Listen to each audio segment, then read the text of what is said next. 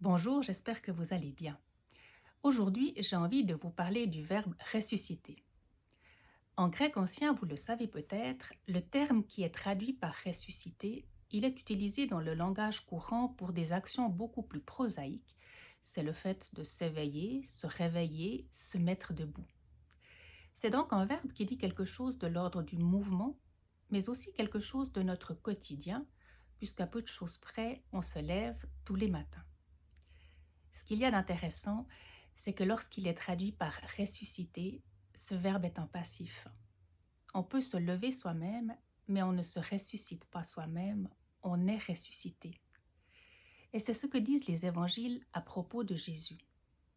Lorsque le troisième jour de sa mort, les femmes vont au tombeau pour s'occuper de son corps, elles rencontrent, suivant les récits, des hommes ou des anges qui leur disent « Il n'est plus ici, il a été ressuscité ».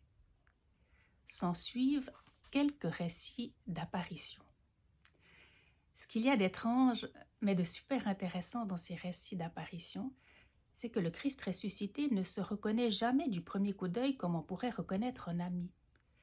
Avec le Christ ressuscité, il faut toujours autre chose, quelque chose de plus que la vision, un geste, une parole, qui toujours révèle l'intimité de la relation que Jésus avait tissée avec celui ou celle qu'il visite. Et pour moi, dans ces rencontres-là, se joue ce qu'il y a de plus fort dans la résurrection.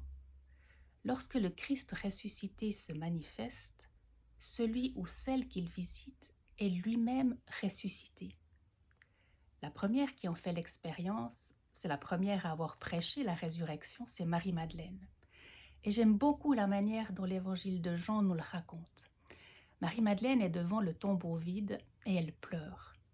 Arrive celui qu'elle pense être le jardinier, alors elle l'implore en lui disant « S'il te plaît, si tu as pris le corps de mon maître, rends-le-moi ».